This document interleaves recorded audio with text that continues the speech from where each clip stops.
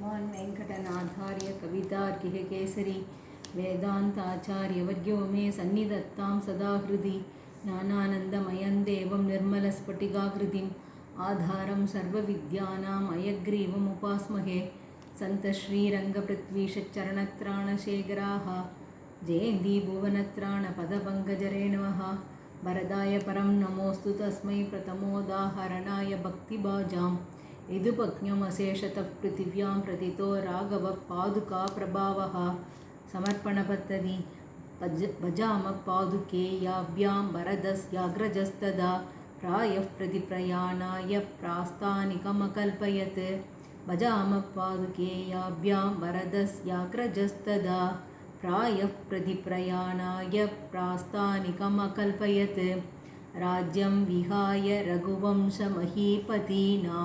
पौरां च पादरसिकान् पृथिवीं च रक्तां त्वामेव हन्त चरणावणि सम्प्रयास्यन् आलम्बतः प्रथममुत्तरकोशलेन्द्रः प्राप्ते प्रयाणसमये मणिपादरक्षे पौरान् अवेक्ष्य भवती करुणप्रलापान् मञ्जुप्रणादमुकरा विनिवर्तनार्थं रामं पदग्रहणपूर्वम् अयाचतेव मत्वा तृणाय भरतो मणिपादरक्षे रामेण तां विरहितां रघुराजधानीं त्वामेव सप्रणयमुज्जयिनीम् अवन्तीं मेने महोदयमयीं मधुरामयोध्यां रामात्मनः प्रतिपदं मणिपादरक्षे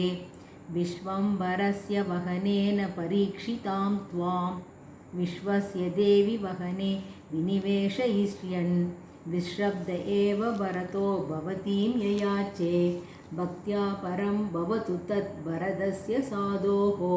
त्वत्प्रार्थनं रघुपदौ मणिपादरक्षे केनाशयेन समुनिः परमार्थदर्शी भद्राय देवि जगदां भवतीमवादीत् रामे वनं व्रजति पङ्क्तिरते प्रसूक्ते राज्यापवादचकिते भरते तदानीम् आश्वासयेत्कैव कोसलवासिनस्तान् सीतेव चेत्त्वमपि सागसवृत्तिराशिः पादावणिप्रभवतो जगदां त्रयाणां रामादपि त्वमधिका नियतं प्रभावात् नो चेत् कथन्नु वरदस्य तमेव लिप्सोः प्रत्यायनं परिपणं भवती भवित्री मन्ये नियुज्य भवती मणिपादरक्षे पाष्णीगृहस्य वरदस्य निवारणार्थं रत्नाकरं सपदि गोष्पदयन् विजिह्ये रामक्षणेन रजनीचरराजधानीं पादावणी प्रभुतरान् अपराधवर्गान् सोढुं क्षमा त्वमसि मूर्तिमदीक्ष्वमैव यत्त्वां विहाय निहताः प्रतिबन्धिनस्ते देवेन दाशरथिना दशकण्ठमुख्याः वाक्ये गरीयसि पितुर्विहतेऽप्यतृप्त्या मातुर्मनोरथमशेषमवन्ध्ययिष्यन् मन्ये तथा रघुपती वरदस्य तेने मातस्त्वयैव मणिमौलिनिवेशलक्ष्मीं पादाम्बुजात् विगलितां परमस्य पुंसः त्वामादरेण विनिवेश्य जटाकलापे अङ्गीचकार भरतो मणिपादरक्षे गङ्गाधिरूढशिरसो गिरिशस्य कान्तिम् अविकलमधिकर्तुं रक्षणे सप्तलोक्याः रघुपतिचरणेन न्यस्तदिव्यानुभावाम् अभजत भरतस्त्वाम् अञ्जसा पादरक्षे मणिमकुटनिवेश त्यागधन्येन मूर्ध्ना यमविकलयोगक्षेमसिद्ध्यै प्रजानाम् अलमिति भरतेन प्रार्थितामादरेण रघुपतिरधिनो रोहन् अप्यषिञ्चत् स्वयं त्वां शरणकमणीनां चन्द्रिका निर्जरेण प्रणयिनि पदपद्मे गाढमाश्लिष्यति त्वां विधिसुधकथितं तत् वैभवं ते विदन्तः अनुदिनं ऋषयस्त्वाम् अर्चयन्त्यज्ञकारे रघुपतिपदरक्षे रामगिर्याश्रमस्थाः नियतमधिरुरोह त्वामनादेयशक्तिं निजशरणसरोजे शक्तिमादातु कामः सकतमितरता त्वां यस्य रामो विजह्रे दृशतुपचितभूमौ दण्डकारण्यभागे रघुपतिपदपद्मात् रत्नपीडे निवेष्टुं भरतशिरसि लग्नां प्रेक्ष्य पादावनि त्वां परिणतपुरुषार्थः पौरवर्गस्वयं ते विधिमभजत सर्वो वन्दि वैतालिकानाम् अनन्यराजन्यनिदेशनिष्ठां चकार पृथ्वीं चतुरर्णवान्तां प्रादुर्ययासोः भरतस्तदा त्वां मूर्ध्ना वहन्मूर्तिमतीम् इवाज्ञां यद्भ्रात्रे भरताय रङ्गपतिना रामत्वमातस्तुषा नित्योपास्य निजाङ्घ्रिनिष्क्रियतया निश्चित्य विश्राणितं योगक्षेममहं समस्तजगतां यद्गीयते योगिभिः पादत्राणमिदं मितं पचकता अह्नाय मे निह्नुतां भरतस्येव ममापि प्रशमितविश्वापवाददुर्जाता शेषैव शिरसि नित्यं विहरतु रघुवीरपादुके भवति भरतस्येव ममापि प्रशमितविश्वापवाददुर्जाता शेषैव शिरसि नित्यं विहरतु रघुवीरपादुके भवति श्री कवितार्किसिंहस्य सर्वतन्त्रस्वतन्त्रस्य श्रीमद्वेङ्कटनाथस्य श्रीमद्वेदान्ताचार्यस्य कृतिषु श्रीरङ्गनाथपादुकासहस्रे समर्पणपद्धति चतुर्थी प्रतिप्रस्थानपद्धति प्रशस्ते रामपादाभ्यां पादुके पर्युपास्महे आनृशंस्यं ययोरासीत् आश्रितेष्वनवग्रहं प्रशस्ते रामपादाभ्यां पादुके पर्युपास्महे आनृशंस्यं ययोरासीत् आश्रितेषु अनवग्रहं प्रसादुरसहोदर प्रणयकण्टनस्वैरिणा पदेन किमनेन मे वनमिहावनादिच्छदा इतीव परिहाय तन्निववृत्ते स्वयं यत्पुरा पदत्रमिदमाद्रिये धृतजगत्त्रयं रङ्गिनः दशवदनविनाशं वाञ्छतो यस्य चक्रे दशरथमनगोक्तिं दण्डकारण्ययात्रा स च भरतविमर्ते सत्यसन्धस्त्वयासीत् रघुपतिपदरक्षे राजधानीं प्रयान्त्या अभ्युपेदविनिवृत्तिसागसा देवी रङ्गपतिरत्नपादुके अत्यशेद भवती महीयसा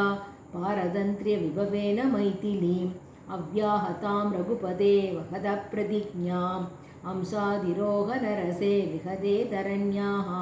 प्रादानिवृत्य भवती मणिपादरक्षे स्पर्शं पदेन विगतव्यवतानकेतं मन्त्राभिषेकविरहात् भजता विशुद्धिं संस्कारवर्जनवशात् अभिसंस्कृतेन मूर्ध्ना निनाय भरतो मणिपादुके त्वां रामाज्ञया विनिहितामिव राज्यलक्ष्मीं रक्षार्थमस्य जगतो मणिपादरक्षे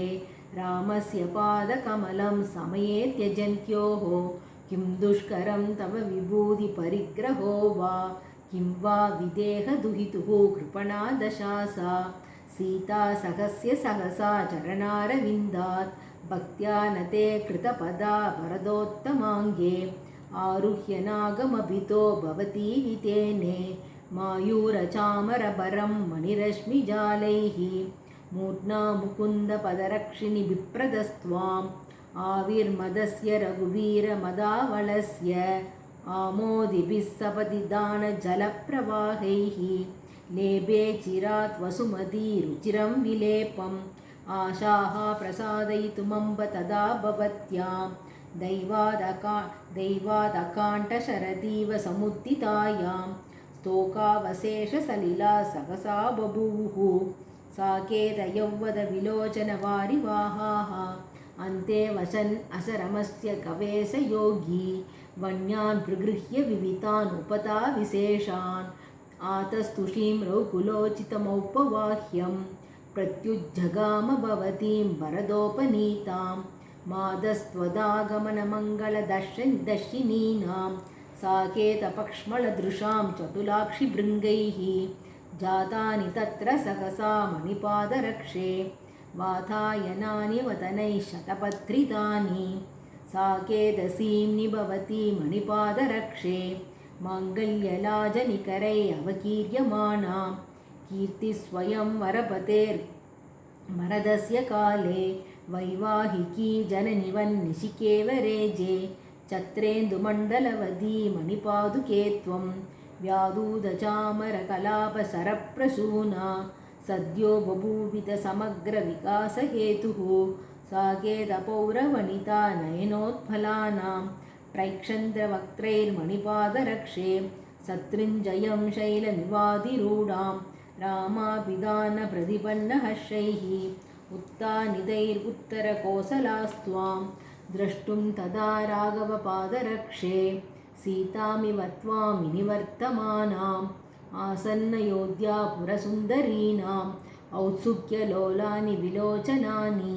आस्थाय तत्र स्फुटबिन्दुनादं स्तम्भे रमं तादृशसन्निवेशम् अदर्शयस्त्वं पुरमध्यभागे पादावणि त्वत्प्रणवाश्रयत्वं दशग्रीवस्तम्भेरमदलनदुर्दान्तहृदये विहारस्वाच्छन्द्यात् विशति रघुसिंहे वनभुवं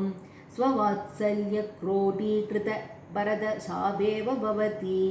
निराबाधां पादावनि न विजहौ कोसलगुहां कैकेयी वरदानदुर्दिननिरालोकस्य लोकस्य यत् त्राणार्थं वरदेन भव्यमनसा साकेतमानीयत रामत्यागसहैरसह्यविरहं रङ्गक्षितीन्द्रस्य तत् पादत्राणमनन्यतन्त्रपणितेरापीडमीटीमहि समुपस्थिते प्रदोषे सहसा विनिवृत्य चित्रकूटवनात् अपजत पुनर्जनपदं वत्सं धेनूरिव पादुके भवति समुपस्थिते प्रदोषे सहसा विनिवृत्य चित्रकूटवनात्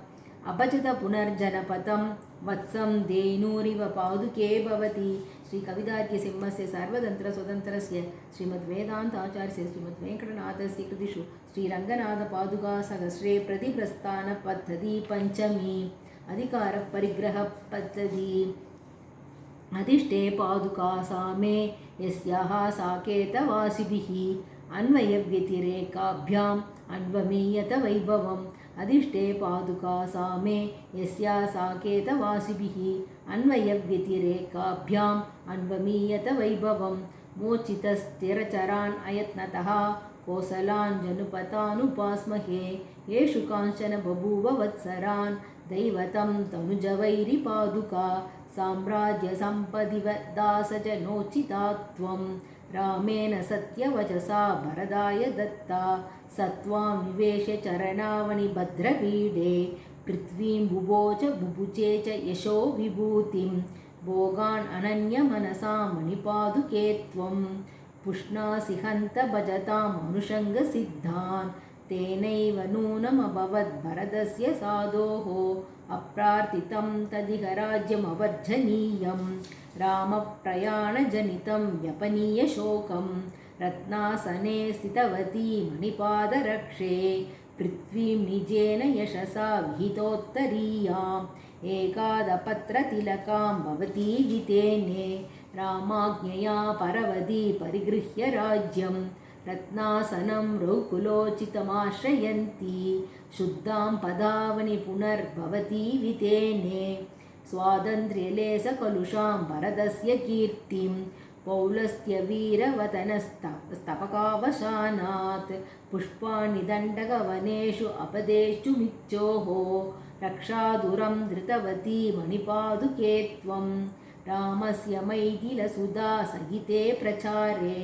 पादावनि प्रचलचामरबृन्दमध्ये भद्रासनास्तरगता भवती विरेजे आकीर्णदिव्यसलिले कटके सुमेरोः अम्बोजिनीव कलहायित अंसयूता मान्ये रघुत्वः मणिपादुके त्वां विन्यस्य विग्रहवतीमिव राज्यलक्ष्मीम् आलोलमक्षवलयी भरतो जटावान् आलम्य चामरमनन्यमनाः सिषेवे प्राप्ते दिवं दशरथे भरते विलक्षे पर्याकुलेषु पृषमुत्तरकोसलेषु त्वं चेत् उपेक्षितवती कैवापविष्यत् गोपायितं वसकस्य विभोपदं तत् प्रादुर्यदम्बविरहाद् वरदे विषन्ने दाक्षिण्यमाश्रितवती मणिपादुके त्वम् आसीत् अशेषजगतां श्रवणामृतं तत् वाचालगाहलसगं बिरुदं तदा ते राज्यं तदा दशरथात् अनुरामतः प्राक् विप्राणया चरणरक्षिणि वीतकेतं तुल्याधिकारभजनेन बभूव धन्योः वंशस्त्वयामनुवंशमहीपतीनां वर्षाणि तानि वृषलो न तपांसि तेऽपे बालो न कच्चिदपि जगाम राज्ये तवाम्ब रघुपुङ्गवपादरक्षे नैवावरं प्रतिविधेयमभूत् प्रसक्तं विश्वं त्वदाश्रितपदाम्बुजसम्भवायां यस्यां प्रतिष्ठितमिदं मणिपादरक्षे आसीत् अनन्यशरणा समये यतावत् साभित्वया वसुमती विहितप्रतिष्ठा प्रायेण रामविरहव्यदिता तदानीम् उत्सङ्गमाश्रितवती तव राज्यलक्ष्मीः तामेव देवी ननुजीवयितुं जलार्द्राम् अङ्गीचकार भवती भरतोपनीतां वीरव्रतप्रणयिनी प्रथमे रघूनां प्राप्ते चिराय भरते व्रतमासिदारां त्यक्त्वा पदावनि तदा विविधान् विहारान् एकासिकाव्रतमपूर्वमवर्तयस्त्वं काकुस्तपादविरहप्रतिपन्नमौनां निष्पन्दतामुपगतां मणिपादरक्षे आश्वासयन्निव मुहुर्भरतस्तदानीं शीतैरविजयतचामरमारुतैस्त्वां यत्र क्वचित् विहरतोऽपि पदारविन्दं रक्ष्यं मया रघुपतेरिति भावयन्त्या निःशेषमेव सहसा मणिपादरक्षे निष्कण्टकं जगतितं विदते भवत्या रामं त्वया विरहितं भरतं च तेने त्रातुं पदावनि तदा यदभूत् प्रदीतं रामानुजस्य तव चाम्ब जगत्समस्तं जागर्तितेन खलु जाकरणव्रतेन अन्तःपुरे परिजनैः समयोपयातैः अभ्यर्चिता भवसि या विनयोपपन्नैः सा कौशलेश्वरपदावनि भूपतीनां सङ्कट्टनं मकुटपङ्क्तिभिरन्वभूस्त्वं प्राप्याधिकारमुचितं भुवनस्य गुप्त्यै भद्रासनं भरतवन्दितमाश्रयन्त्या मध्येऽवतीर्णमिव माधवपादरक्षे मातस्त्वयाभिमनुवंशमहीपतीनां राजासने रघुकुलोद्वहपादरक्षे नीराजनं समभवत् समयोचितं ते श्लाकावशेन बहुशः परिपूर्णिताभिः सामन्दमौलिमणिमङ्गलदीपिकाभिः पृथ्वीपदीनां युगपत्किरीडाः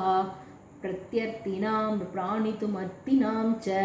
प्राभुस्तदा राघवपादरक्षे द्वितीयम् आस्थानिकपादपीडं प्रणम्य रङ्गेश्वरपादरक्षे दूरोपनीतैः उपताविशेषैः सा भाजयन्ति स्म तदा सभायाम् उच्चैस्तरामुत्तरकोसलास्त्वाम् अपावृतद्वारमयन्त्रिदाश्वं रङ्गेशपादावनि पूर्वमासीत् त्वया यदृच्छा शुकसुप्तभान्तं रामे वनस्ते विपदं रघूणाम् अनन्यभक्तिर्मणिपादुके त्वाम् अभ्यर्चयन् दाशरथिर्द्वितीयः विकल्प्यमानः प्रथमेन कीर्त्या वन्द्यस्वयं व्योमसदां बभूव अरण्ययोग्यं पदमस्पृशन्ति रामस्य राजार्हपते निविष्टा आस्थान नित्यासिकया निरास्तः स्वर्गौकसां स्वैरगतेर्विघातं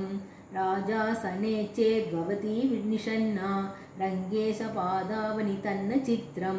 यत्राधिरूढाः क्रमशः पुरा त्वाम् उत्तंसयन्ते रघुसार्वभौमाः भद्रासनं चेत् परिवृत्तमासीत् देवी क्षणं दक्षिणतो मुखं ते कथं भवेत् काञ्चनपादरक्षे रामस्य रक्षो मृगया विहारः यावत् त्वया राघवपादरक्षे जिगीषता राक्षसराजधानी मालेवतावलुलिता मदान्तैः उद्यानशाखा मृगयूथपैस्ते महिषितां राघवपादरक्षे भद्रासनस्तां भवतीं स्पृशन्तः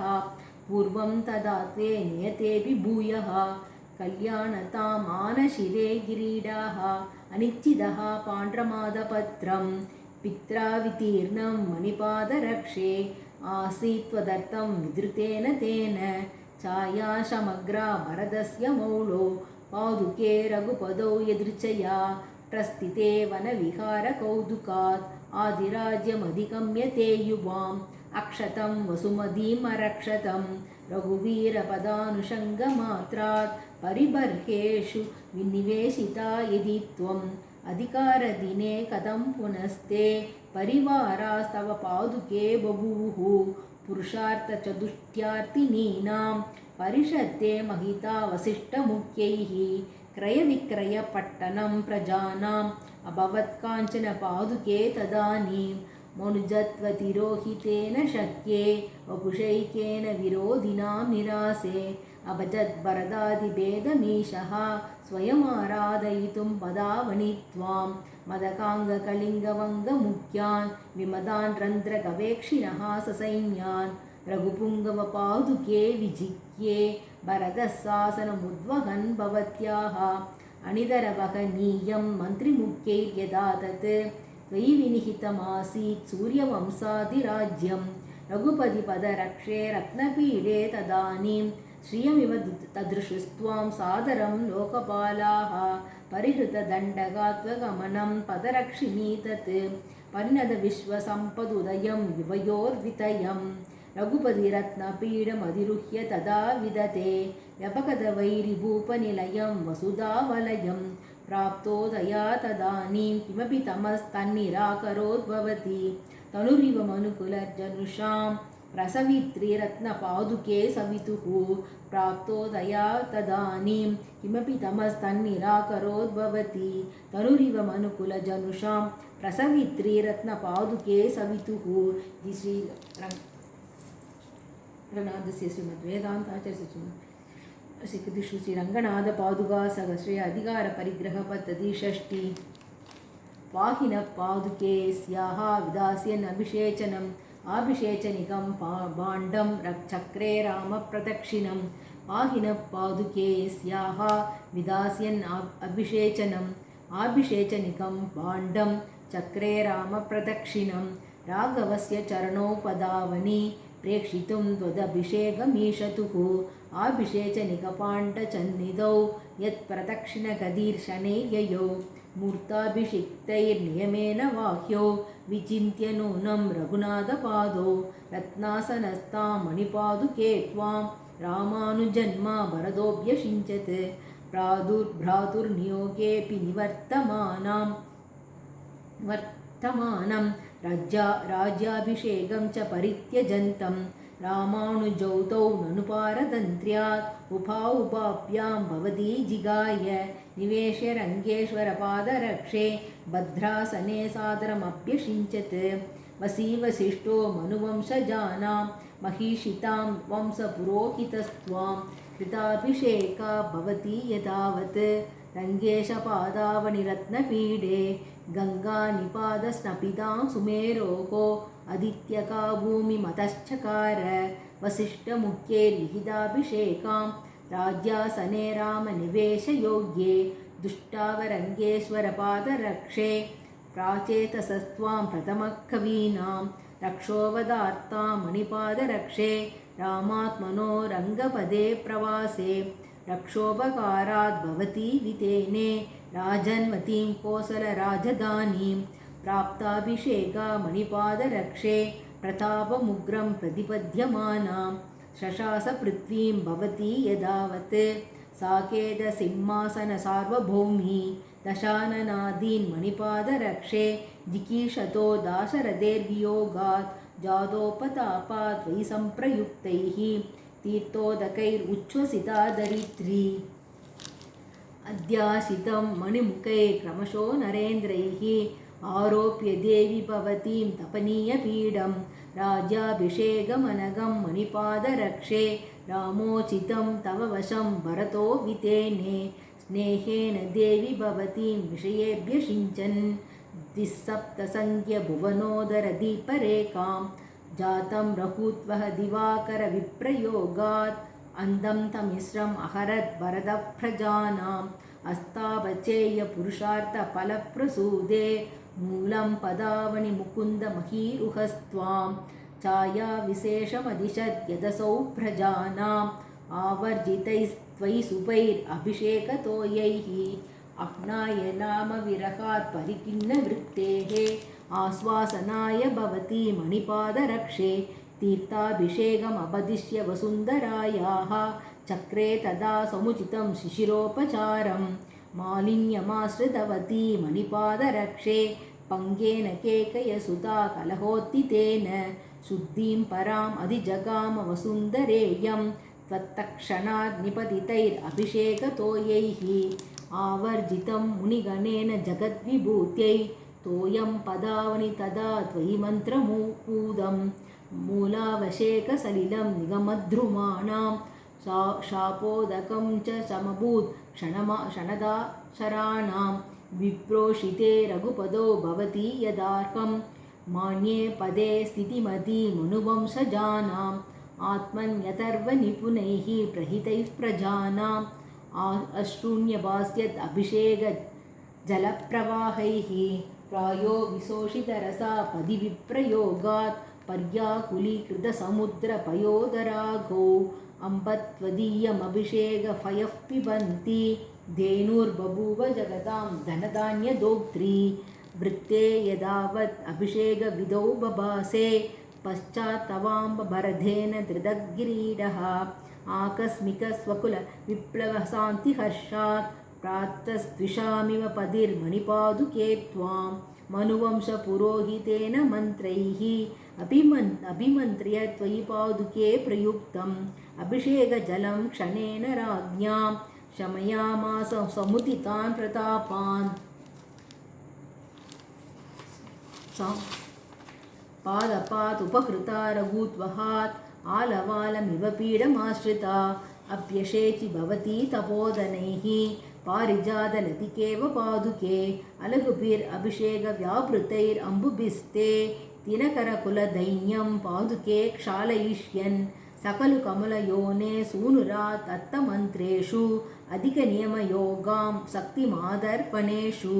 दिनकुरकुलजानां देवि पृथ्वीपदीनां निरुपदिमधिकारं प्राप्नुवत्यां भवत्याम् अजनिषदसमस्ताः पादुके तावकीन स्तपनसलिलयोगान् निम्नकास् तुङ्गभद्राः तव विधिवत् उपाते सार्वभौमाभिषेके भरतसमयविद्भिः पादुके मन्त्रिमुख्यैः त्वदवधि निजकर्मस्थायिनीनां प्रजानां प्रथमयुगविशेषाः प्रादुरासन् विचित्राः अवसितरिपुशब्दान् अन्वपूस्त्वं तदानीं रघुपतिपदरक्षे लब्धराज्याभिषेका चलितभुजलतानां शामरग्राहिणीनां मणिवलयनिनादैर्मेधुरान् मन्त्रघोषान् समुचितमभिषेकं पादुके प्राप्नुवन्त्यां त्वयि विनिपतितानां देवि तीर्थोदकानां ध्वनिरनुगतमन्त्रः सीततां कोशलानां शमयितुमलमासीत् सङ्कुलान् आर्तनादान् दिविषदनुविधेयं देवि राज्याभिषेकं भरत इव यदि त्वं पादुके नार्वमंस्ताः कथमिव रघुवीरः कल्पयेत् अल्पयत्नः त्रिचतुरशरपातैस्तादृशं देवकार्यं कतिचन पदपद्मस्पर्शसौख्यं त्यजन्ति व्रतमधुलमदास्त्वं वत्सरान् सावधाना रघुपतिपदरक्षे राक्षसैस्त्रासितानां रणरणकविमुक्तं येन राज्यं शुराणाम् अदर्वोपज्ञं ते विधिवत् अभिषेकं विदतां वसिष्ठादीनाम् अभ्युपचितचमत्कारभरया त्वदास्तान्या रङ्गक्षितिरमणपादावनितदा लगीयस्यो जाता रघुपरिषता हो पुरुषिकाः अभिषेचयतु स रामः पदेन वा स्पृशतु पादुके भवतीम् अविशेषितमहिमा त्वं क्व वा विशेषक्षमा समेतानाम् अभिषेचयतु स रामः पदेन वा स्पृशतु पादुके भवतीम् अविशेषितमहिमा त्वं क्व वा विशेषक्षमा समेतानाम् श्री कवितार्घ्यसिंहस्य सर्वतन्त्रस्वतन्त्रस्य श्रीमद्वेङ्कटनाथस्य श्रीमद्वेदान्ताचार्यस्य कृतिषु श्रीरङ्गनाथपादुकासहस्रे अभिषेकपद्धति सप्तमी। कवितार्घ्यसिंहाय कल्याणगुणसारिणे श्रीमदे वेङ्कटेशाय वेदान्तगुरवे नमः। श्रीमदे निगमान्तमहादेशिकाय नमः।